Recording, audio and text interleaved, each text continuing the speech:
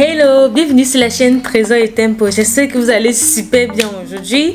La famille, on va parler de mon 3e trimestre de grossesse. Je ne sais pas si on va terminer cette vidéo à l'hôpital ou pas.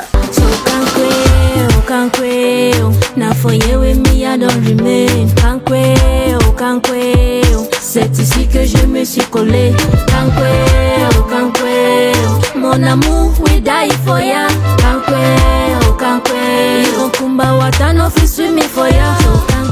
J'ai déjà fait une vidéo parlant de mon 1er et de mon 2e trimestre de grossesse. Ceux qui n'ont pas encore regardé, je vous invite à aller regarder.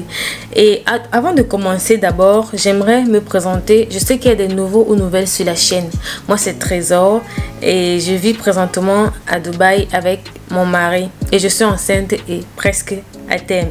Donc, si vous êtes nouveau, abonnez-vous. Oui, la famille, je vais aller étape après étape. Déjà au début du 7e mois, j'ai eu certains symptômes dans lesquels je n'étais pas vraiment très fatiguée. Vous savez, c'était encore le début du 3e trimestre de grossesse. Je n'étais pas fatiguée, je peux dire en forme. Je peux dire en forme, j'ai même fait des vidéos, j'ai même vlogué et tout. J'étais très bien en forme. Je n'avais pas de grands symptômes. J'étais un peu fatiguée, j'avais un peu de remontée acide. Et puis basta, c'est bon. Et aussi, c'est au début du 7e mois que j'ai commencé. Malgré que j'ai mis des crèmes hydratantes, beurre de karité, tout ce qu'il faut, biol, tout sur mon ventre. C'est à ce début du 7e. Et c'est pendant ce 7e mois que j'ai commencé à avoir des vergetures sur mon ventre. Malgré tout ce que j'ai fait. Donc j'ai compris que ça ne valait pas la peine. Donc je continue quand même. Et aussi, pendant ce 7e mois, j'ai commencé à sentir bébé bouger et à peser. Nous sommes allés à l'hôpital et en ce moment, je veux dire, je crois que c'était en fin 7e mois qu'on est allé à l'hôpital. Le bébé pesait 1,6 kg. Oui.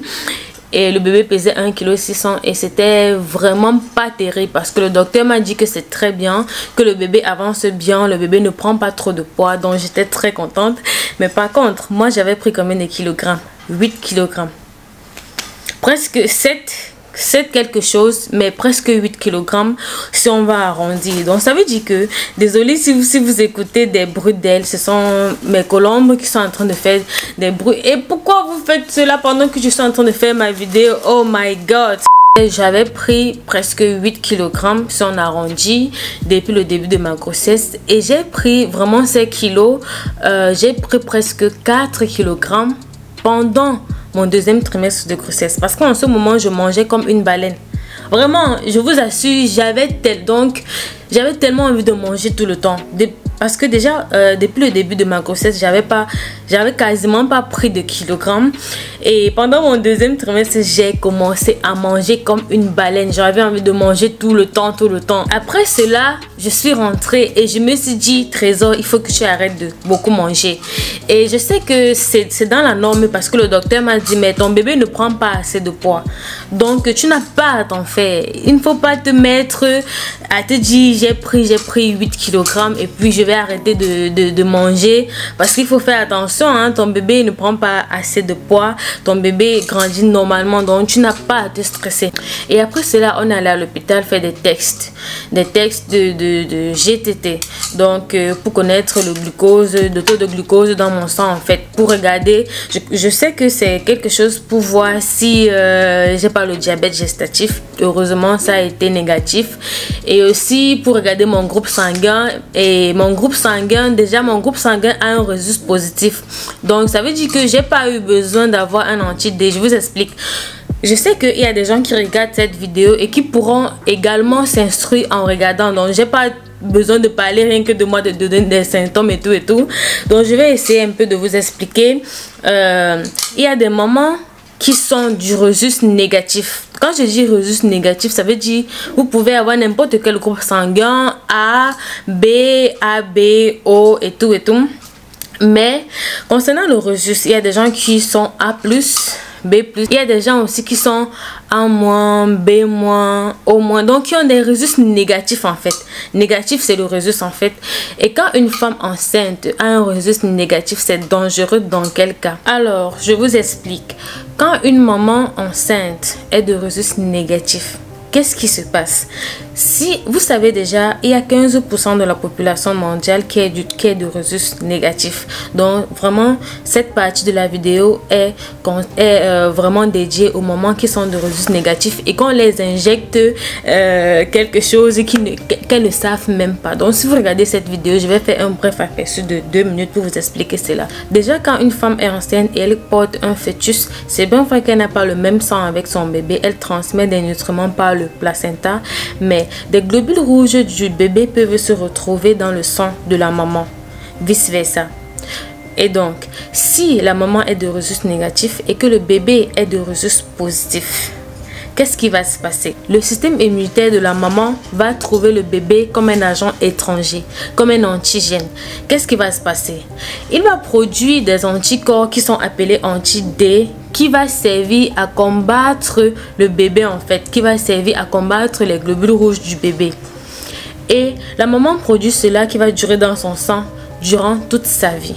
C'est la raison pour laquelle quand vous êtes enceinte, on vous demande toujours à connaître votre groupe sanguin. Parce que si vous êtes de rhésus négatif, on va vite vous injecter un vaccin, l'immunoglobuline, qui va vous empêcher de sécréter des anti-D qui va causer du tort à votre bébé. Déjà, cela commence à se produire à partir du 2e trimestre de grossesse.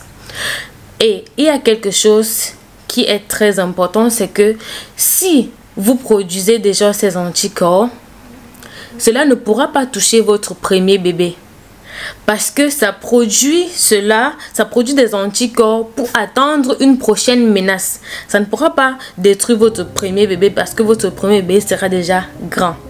Maintenant, c'est à partir de votre 2e grossesse, si votre enfant est de rhésus positif, là, vous allez perdre l'enfant. C'est la raison pour laquelle il y a des femmes, elles ont un premier enfant et elles ne trouvent plus d'enfant. Elles se disent, qu'est-ce qui se passe? J'ai toujours de fausses couches, je suis sûre. Laissez un commentaire si vous connaissez quelqu'un qui est enceinte, qui a un premier bébé et qui n'a plus concevoir en fait. C'est un peu ça. C'est dans le cas où elles ne font pas de visite, elles ne se font pas suivre. D'autres se font suivre, mais pas des sages femmes qui ne demandent pas cela. Il y a souvent, peut-être dans les pays d'Afrique, une femme va avoir son premier enfant, après elle ne pourra plus tomber, après elle ne pourra plus enfanter. Elle va avoir plein de fausses couches, presque 4 à 5 fausses couches. Elle ne comprendra pas. Donc il y a des choses qui dépassent vraiment le fait de se dire on tombe enceinte, on accouche. Non, il faut vraiment se renseigner. Donc, il faut connaître son rhésus, son groupe sanguin et son rhésus avant de se lancer dedans en fait. Maintenant, pour terminer, quand les anti-D présents dans le sang de la maman s'attaquent aux globules rouges du bébé, on appelle cela une allo-immunisation rhésus. Donc, évitez cela. Et pour éviter cela, généralement, les mamans qui se sont fait consulter, on les injecte l'immunoglobule, comme je l'ai déjà dit. Donc je continue avec ma vidéo en fait. Quand je suis arrivée à l'hôpital, je n'étais pas de rhésus négatif. Déjà je savais déjà parce que j'ai déjà eu à donner du sang avant. Donc je sais que je ne suis pas du rhésus négatif. Donc j'ai pas eu besoin qu'on me vaccine et tout. On est rentré à la maison. Maintenant on va parler du début du 8e mois. Les gars, c'est pas facile. Là présentement pour faire cette vidéo, il a fallu que je prie tous les dieux. Mon Dieu, j'étais tellement fatiguée. Je ne sais pas pourquoi. Pourtant je marche, je fais du sport, je marche, mais il y a des jours où je me lève tellement mon humeur et je suis fatiguée. Vraiment c'est ça la fin de grossesse. Ma maman m'avait dit, ma chérie, en fin de grossesse tu vas être fatiguée, c'est normal. Mais vraiment là, cette fatigue, même préparer pour moi, c'est comme une corvée. Sortir, peut-être travailler, faire un travail pour moi, c'est comme des corvées. Donc je suis vraiment dépassée. Et aussi, il y a le fait que j'ai très mal au dos. Quand je m'endors du côté gauche, j'ai mal au dos. Quand je m'endors du côté droit, j'ai mal au dos. Et c'est interdit de s'endormir du côté sur le dos parce que vous pouvez faire suffoquer bébé. Donc, j'ai que ces 2 côtés pour m'endormir. Et je peux m'endormir peut-être 30 minutes. Après, je sens comme si mon dos va se diviser en 2. Donc, je sens des douleurs intenses ciblées au milieu de mon dos. Oh my God! Je dis, ah, donc ça fait des enfants. Je dis, non, maman, hey, maman, non, je respecte. Je dis seulement que non, maman, je te respecte. J'ai même pas encore vécu l'accouchement, mais je respecte déjà ma mère à seulement porter. Non, je suis là, je dis, ah, Je me réveille la nuit, mon chéri est en train de dormir. Quand souvent je le regarde, je suis jalouse. Je dis, oh my God, pourquoi ne pas dormir comme lui? Parce que je vais d'abord uriner pas moins de 7 fois la nuit. Et il faut que je sorte de la chambre. Je ne peux pas entrer dans la douche pour uriner. Je me suis dit, mais pourquoi ne pas mettre la douche dans la chambre une fois? Donc ça m'a tellement énervée. Et pourtant le jour qu'on prenait la maison, on n'a même pas pensé à ça. Je me disais, ah tiens, la douche c'est juste là. Mais vraiment, je me réveille chaque nuit presque 6 fois, 7 fois pour aller uriner. Je ne dors pas bien, j'ai des insomnies, j'ai mal, je suis fatiguée. Vraiment, c'est pas facile. Tout ce que je veux, j'en ai vraiment marre. Tout ce que je veux, c'est porter ma princesse dans mes bras. Tout ce que je veux, c'est que ça soit terminé en fait. Parce que le deuxième trimestre, tu as une bouffée d'énergie.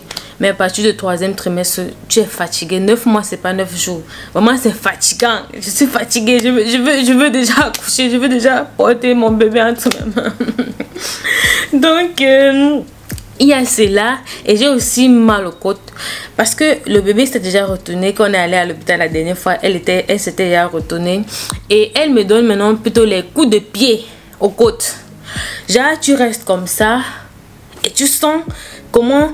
quand elle veut faire son sport là, parce que elle est vraiment sportive comme moi, elle est très sportive, et quand elle veut faire son sport dans mon ventre, je sens son pied sous ma côte. Il y a des moments où je cale sur une position comme ça, je dis, ma princesse, s'il te plaît, enlève ton pied là où tu as mis là, s'il te plaît. J'aime quand tu bouges, non chérie, mais là où tu as mis ton pied là, non, tu es en train de jeûner maman. Là je pousse son pied et elle enlève. Mais mes côtes, ça me, vraiment, ça fait mal. Et il y a des moments où j'ai tenu tout simplement et j'ai mal aux côtes. Et aussi il y a un peu de fuite urinaire et tout. Tu es tenu tout simplement, tu as mal aux côtes. Donc pour moi, être tenu, c'est comme une corvée. J'ai tenu, j'ai mal aux côtes. Parce que mon ventre, comme je vous ai dit dans une précédente vidéo, j'ai une peau tellement ferme. Ma peau est ferme. Du coup, mon ventre s'étire. Du coup, j'ai l'impression qu'elle n'a pas assez de place parce que mon ventre est comme un ballon. Vous voyez les ballons qu'on gonfle. Vous voyez les ballons de foot, non? Oui, mon ventre est comme ça. Ce n'est pas mou. Quand je touche mon ventre, c'est vraiment dur.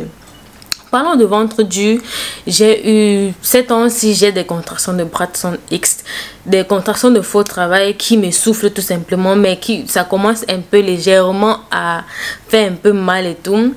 Surtout quand je sais pas, quand je pas peut-être uriner, je rentre, quand je fais un peu d'effort, mon ventre se contracte en fait.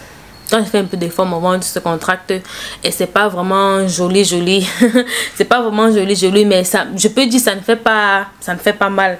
Ça ne fait pas mal parce que je sais que ce qui m'attend avec le fait que je n'ai pas de péridurale, ça ne sera pas facile. Donc je peux dire, là maintenant je gère, mais j'ai peut-être des contractions, une contraction par jour qui travaille mon utérus. Donc ça commence déjà à m'inquiéter et tout. À part ça, tout va très bien. Donc la famille, qu'est-ce qu'on va se dire? On va se dire dans une prochaine vidéo.